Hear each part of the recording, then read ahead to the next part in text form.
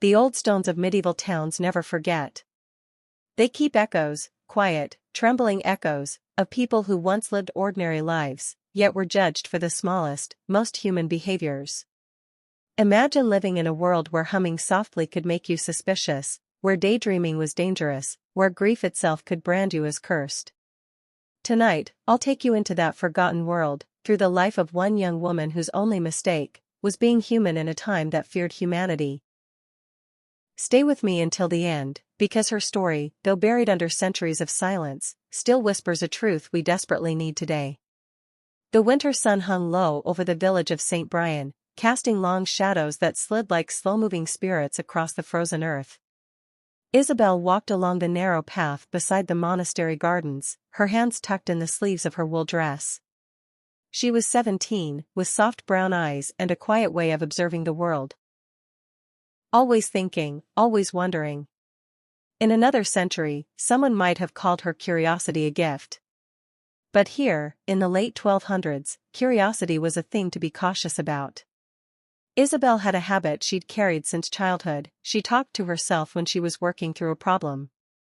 Nothing unusual, just murmured strings of thoughts, the way modern people speak aloud while searching for their keys or remembering what they forgot to do. To her, it was normal.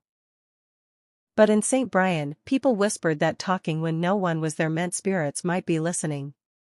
That morning, Isabel knelt in the snow, gathering herbs for Brother Matthew. The monastery relied on her mother's knowledge of plants, and Isabel spent most days helping.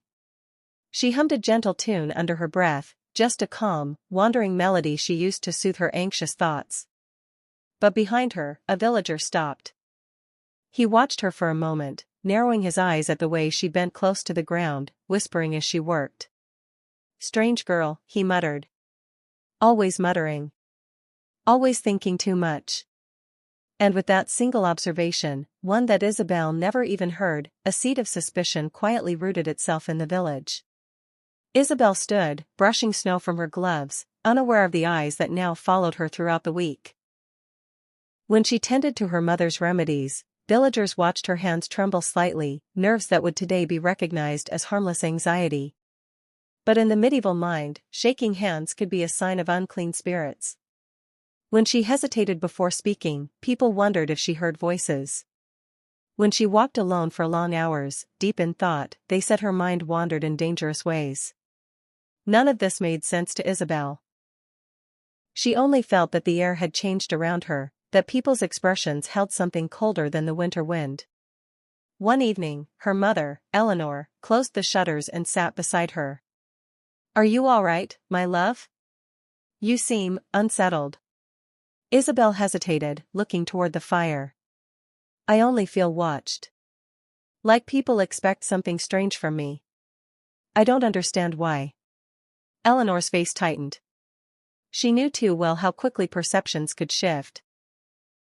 In their world, there was no separation between mind and superstition. A person who laughed too loudly might be touched by madness, one who cried too long after grief might be suspected of letting spirits weaken their soul. She reached for Isabel's hand. "People fear what they cannot name. And they cannot name the way your mind works." For a moment, neither spoke. The fire crackled softly. But the truth was this: Isabel was simply overwhelmed. She felt emotions deeply, joy, worry, grief, and carried them quietly. She often needed solitude to breathe, to calm the racing of her heart. In another age, someone might have understood. But here, even silence could look suspicious. One afternoon, Brother Matthew, a gentle monk with kind eyes, found Isabel sitting behind the apothecary, tears streaking down her face. She wasn't sobbing. She wasn't frantic. She was simply overwhelmed by the weight of everything she didn't understand. He approached slowly, not wanting to startle her. "Isabel?" She wiped her face quickly. "I'm sorry. I don't know what's wrong with me." He sat on the cold stone beside her. "There is nothing wrong with you." She looked up at him, searching his expression. "People think there is." He exhaled, the cold air forming mist between them. In these times, even sorrow is judged. Even thoughtfulness.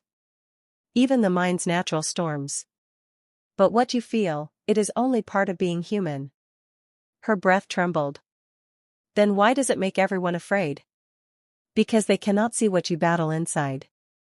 They only see what they expect to see. For the first time in weeks, Isabel felt seen. Not judged. Not whispered about. Simply seen. But their moment of quiet understanding was cut short that evening. A child in the village had fallen ill, feverish and delirious. The family, desperate, frightened, searched for a cause, and as often happened in such times, they sought a person to blame. Someone different. Someone quiet. Someone who talked to herself and wandered alone. Someone whose emotions did not fit neatly into the rigid mold of medieval normalcy. By morning, the villagers were murmuring. By noon, they were pointing. And by sunset, Isabel knew something terrible had shifted. People no longer simply watched her, they feared her. Her mother tried to hold her close, whispering reassurances. But Isabel felt the cold wall forming around her life, and no warmth seemed strong enough to melt it. That night, she lay awake, listening to distant murmurs outside the window. Words like strange behavior, uncanny, and signs floated through the dark. She pressed a hand to her chest, feeling her heart race, not with guilt, but with confusion. All her life, she had believed that being quiet wasn't a sin. That feeling deeply wasn't a danger. That thinking differently wasn't a threat. But she was living in a time where normal human behavior could be mistaken for madness, or worse. She closed her eyes and wished for morning. But morning brought something far worse. The church bells rang before dawn, their heavy echoes rolling across the village. Isabel awoke with a jolt, sensing movement outside. Voices. Footsteps. Something gathering in the square. Her mother burst into the room, breathless. "Isabel, stay inside. Don't go to the window." But the urgency in her voice only made Isabel rise faster. "What's happening?" Eleanor exhaled shakily. "The villagers, they want to question you. They think your behaviors, your trembling hands, your wandering, your murmuring, are signs." "Signs of what?" Isabel whispered. Her mother closed her eyes. "Signs of a troubled mind, or a cursed one." The words struck like cold steel. Isabel felt her knees weaken. She wasn't cursed. She wasn't dangerous. She was anxious. She was overwhelmed. She was simply human, nothing more, nothing less. But before she could speak, a knock thundered against the door. Eleanor stepped in front of her daughter, but the door pushed open anyway. 3 men stood outside, one a villager, one a healer, one a minor church official. None were cruel men. But they were frightened men. And frightened men in medieval times often transformed fear into accusation. The church official stepped forward. "Isabel, there are matters we must address. People have witnessed unusual behaviors. In times of illness and unrest, such things must be examined." "Unusual?" Isabel repeated softly. "I only think aloud. I only walk alone when I am overwhelmed. I only tremble because I—" She couldn't finish. Her voice cracked. The healer, an older woman with wrinkled hands, watched Isabel with an expression that was not unkind, but uncertain. "She may simply be sensitive," she murmured. "Some people feel the world too strongly." But the villager shook his head. "No. I've seen her whisper to herself. That's not normal. Not in times like these. Times like these. Times when fear ruled. When superstition spoke louder than truth. When mental illness was not understood as illness at all, only as danger, madness, or spiritual corruption." The church official lifted a hand. "We only seek clarity. Isabel must come to the church for evaluation." "Evaluation?" Eleanor snapped. "She is not mad." But Isabel swallowed hard. "It's all right, Mother. She didn't believe she had anything to hide. She didn't believe her quiet habits could condemn her. She thought, naively, that honesty could protect her. Inside the small stone room behind the church, Isabel sat on a wooden stool. The air smelled of incense and old parchment. Brother Matthew entered, not as an accuser, but as a witness. His eyes were full of sorrow. The official began. "Isabel, have you ever heard voices others cannot hear?" "No," she whispered. "Only my own thoughts." "Do you speak to yourself?" "When I am trying to understand my feelings," she said honestly. "I do not mean harm."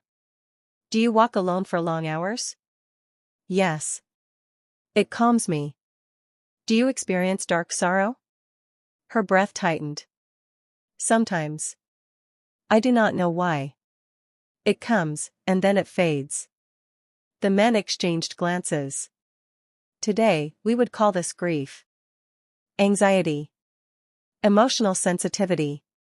But in the medieval worldview, emotional storms suggested instability. And instability was feared. Brother Matthew stepped forward. "She is not ill. Her mind simply bends under burdens she doesn't yet know how to name." But the official shook his head. "In these times, such bending can lead to madness." The word hit Isabel like a blow. Madness. Such a cruel word. Such a careless word. Such a dangerous word. Her heart pounded so loudly she could barely hear her own breathing. She didn't know how to defend herself. She didn't know how to explain what anxiety felt like. She didn't know how to translate emotions into language medieval men could understand. So she simply said the truth. "I am just a girl trying to understand the world." Silence filled the room. At last, the healer spoke with surprising gentleness. "I believe she is not a danger. Her mind is troubled, but not cursed. She needs calm, not confinement." Her voice carried weight. And in that fragile moment, her compassion became a shield. The officials conferred. Minutes felt like an hour. Isabel's knees trembled. Finally, the church official returned. "You will not be punished," he said. "But you must be watched. And you must avoid actions that unsettle the village." Avoid actions. Avoid being herself. Avoid anything that made her human. She nodded numbly. When she stepped outside, the cold wind cut across her cheeks, making tears sting her eyes. Eleanor wrapped her arms around her, trembling with relief. Brother Matthew approached softly. "Isabel, what you carry is simply the weight of a mind that feels deeply. It is not madness. It is not sin." She nodded, but her voice shook. "Then why does it feel like a crime?" He placed a hand over his heart. "Because the world has not yet learned compassion for minds like yours. But one day, it will. One day people will understand the storms of the mind the way they understand storms of the sky. And when that day comes, people like you will not be feared. They will be understood." His words settled into her like a warm ember. Over the next weeks, the village slowly returned to normal. People still whispered, but not as sharply. They watched her, but not with the same fear. And Isabel learned something powerful. Her mind was not broken. Her emotions were not a curse. Her ways of coping, walking alone, murmuring thoughts, trembling with anxiety, were not signs of madness. They were signs of being human in a time that misunderstood humanity. One evening, standing by the river, she breathed in the icy air and felt something shift inside her. A tiny fragment of self-acceptance.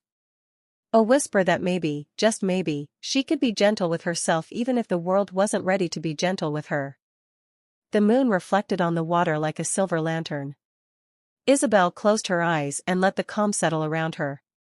She was not possessed. She was not dangerous. She was simply alive, flawed, sensitive, intuitive. A girl whose mind worked differently, who felt deeply, who survived judgment without losing her softness. And for the first time, she understood something Brother Matthew had been trying to teach her. Sometimes the bravest thing a person can do is stay gentle in a world that does not understand gentle minds.